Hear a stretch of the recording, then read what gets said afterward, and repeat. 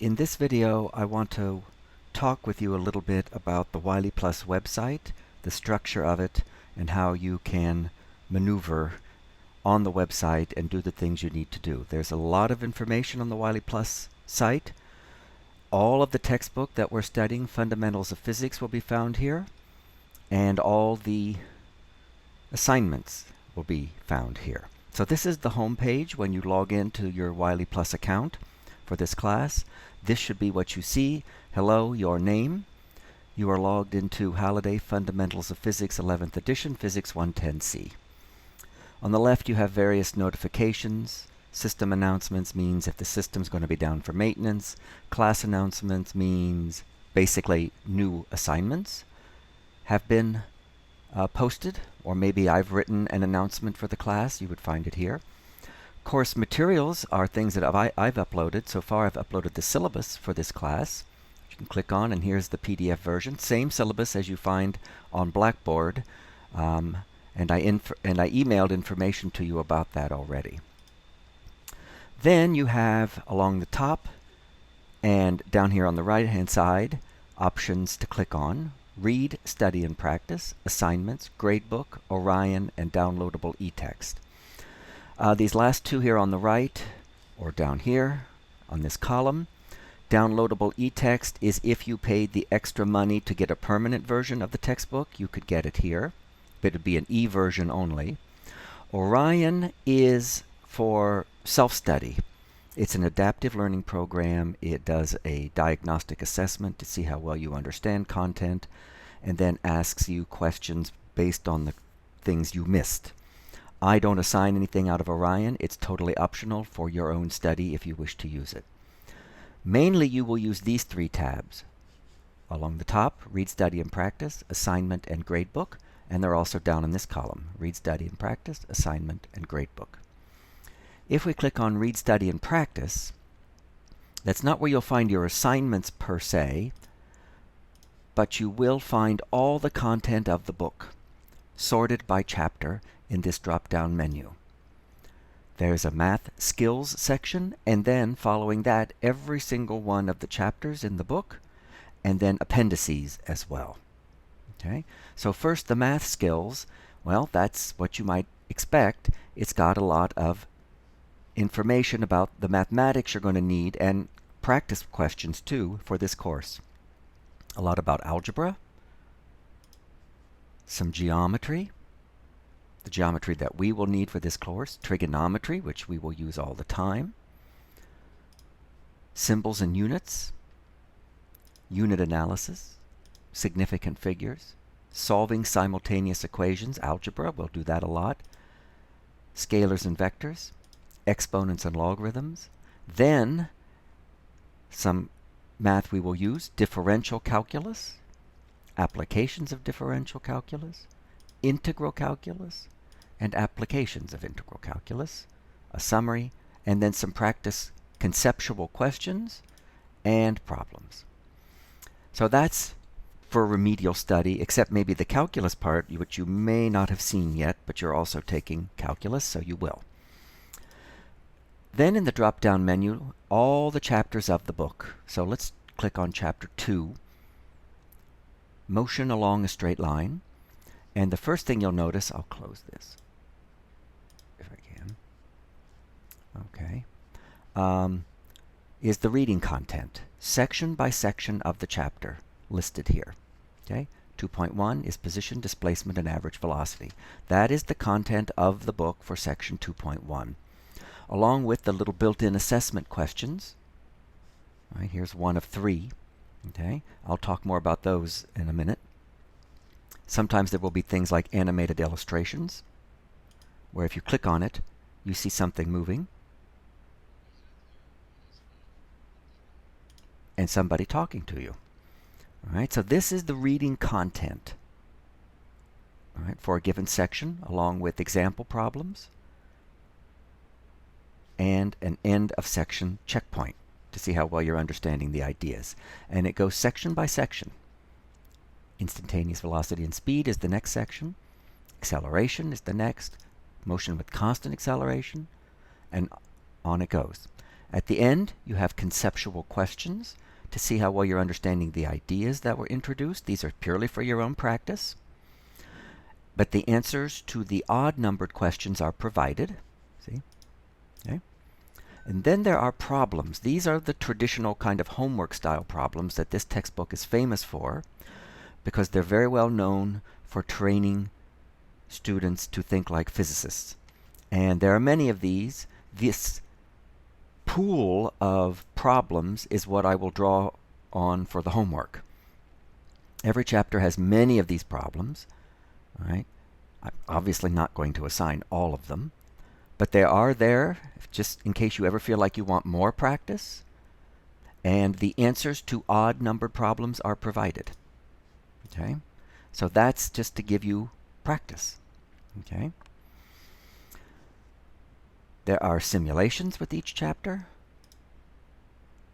There are video sample problems where Joel Walker talks you through various examples. There are additional sample problems in the more traditional style. Okay? A lot more content, right? All under read, study, and practice. Now, let's go back to the home page. Where you will spend most of your time is under the assignment tab, because that is where you will find the assignments that I have made that you need to do that will be graded for this course.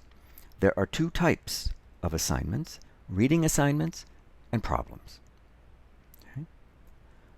So you find their names over here on the left of this screen when you click on the assignment tab. It's important to note what kind of assignment it is. Is it a reading assignment, and is it homework problems? And the due date, of course. That's very important. Okay? The due date is listed both over here as well as here, and this includes the time. Okay? So I want to just go through a little bit with you what these assignments are going to look like. Right? So your first reading assignment is due just before the first day of class. It's due Wednesday, August 21st. You can get points for it up until 9 a.m. on that day. That's 1 hour before class starts. So if you click on that reading assignment, and I recommend you go to full screen mode. Okay, you've got a little banner here with just basic information as to mainly what you want to note is the due date, 21st of August 2019, no later than 9 a.m. And then these are the various sections. So section 1, measuring things, including lengths. And you read. You read carefully. You want to have scrap paper so you can jot things down. Okay? Content is being explained to you. Learning objectives and key ideas are stated. An interactive exercise is shown here, but that is optional. And I'm sorry that that's not listed as optional. It should be. But you do not have to do that. What you do need to do, though, is answer these built-in assessment questions. This whole textbook, the reading of it, is based on the concept of active reading, where you can't just passively sit and look at words on the screen. You have to answer some questions to make your brain work. So the first active question in this particular section shows up within an example problem on estimating the order of magnitude for a giant ball of string. So there's some wording to explain what's going on, some key ideas are described, and then there's a question about this piece of string. It's got a length L, it's assumed to have a cross-section shaped like a square, and the edge side is D. It's asking us for the volume of a single piece of string, and it gives us some options.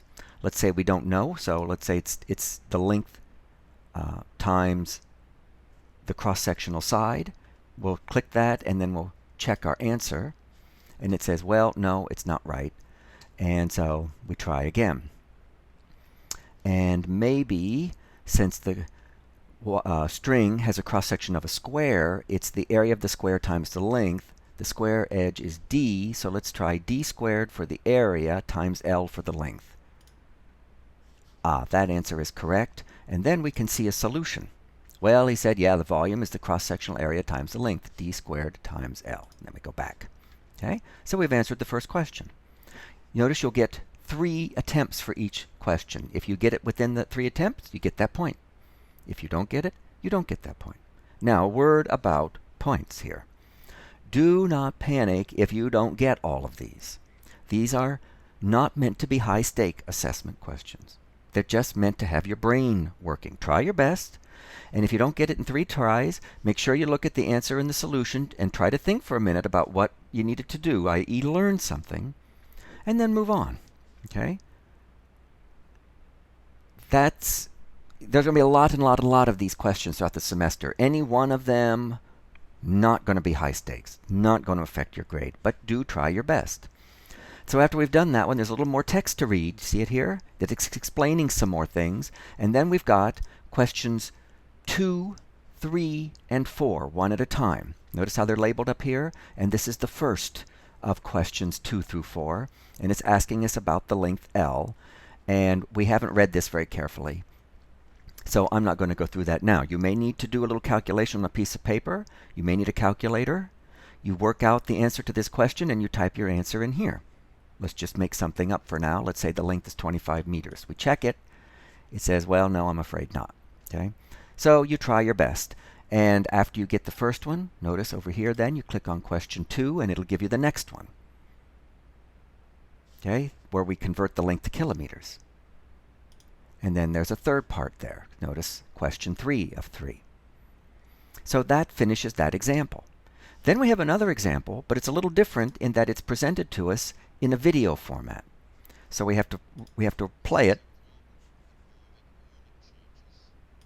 So you watch that whole video, and then there's a question about it afterwards. Okay? And then the last are little checkpoint questions meant to determine if you just understand some of the ideas that have been going on. Notice there are 2 of them, 1 and 2. So after we've done those, we've done that section. Then we go to section 2 on time and work our way through. Remember, the interactive exercises you see here with the little falling apple icon are optional. You do not have to do those. Then you have an example problem, and here's a question, 1 of 2, and then 2 checkpoint questions. And then the last section is on mass. Content to read, notice it's not much. Then an example problem with 1 built-in question, then more to read, and another built-in question, and then a checkpoint. And then you're done with that reading assignment. Okay?